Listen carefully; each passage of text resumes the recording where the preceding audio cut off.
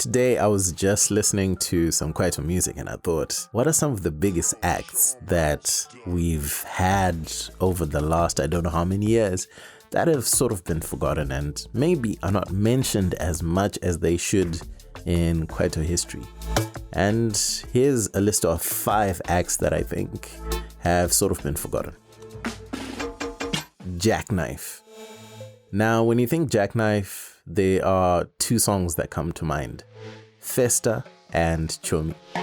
Interesting fact, Thandi Somazwai was part of this group and they had, I think, 1 album and that was it. They went their separate ways and we never got anything from Jackknife ever again. But Festa was one of my favorite songs ever. Second up, Stitch with the song La La La. This one's an interesting one because I think the album was actually called, I think it was called The King of Digong. I can't remember what the album was called. But Stitch on the song La La La, that was like one of the best songs ever. The best Kwaito songs to come out, and he had this raga style. It was like raga dancehall style, which was pretty cool.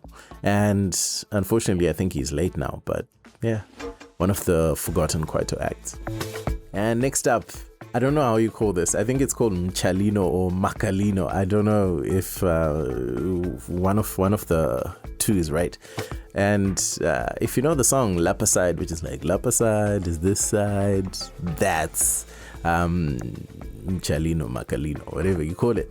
And that was actually the title of the 4-track album that this guy released. I think it was just one guy, and it was released around 97, but he actually was around for maybe a few years, maybe 3 or 4 years, and also had another album, I think in 99, called Wetsang, and a couple of hits came out of it too. If you know, there's a song called Serial Killer. I think it was a big song around 99 thereabouts. The group Cream.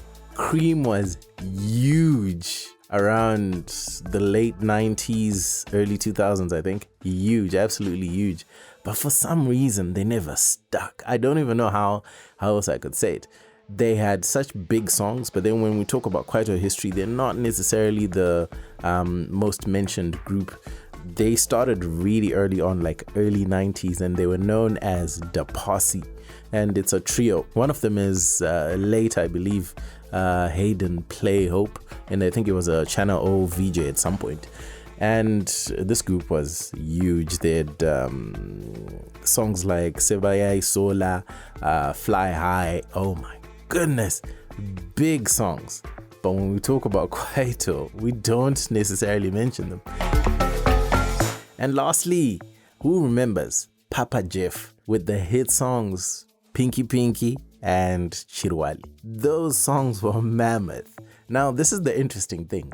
If you never really followed, Papa Jeff is actually a celebrated singer, Jeff Maluleke, who I think when he was younger started out as he tried this Kwaito thing, and he actually had hit songs. But then after this whole album, he kind of just went in another direction altogether and went more to the, I guess, Afro pop-ish kind of style, which is very actually Afrocentric. I don't know if I should call it Afropop, but he's a celebrated singer. But as a Kwaito artist, like Papa Jeff, Pinky Pinky, one of the biggest songs I can think of that like mid-90s. Wow, amazing. And there you have it. That's my list of 5 acts that I thought were huge and have been largely forgotten in Kwaito conversations, but they gave us amazing music back in the 90s and early 2000s.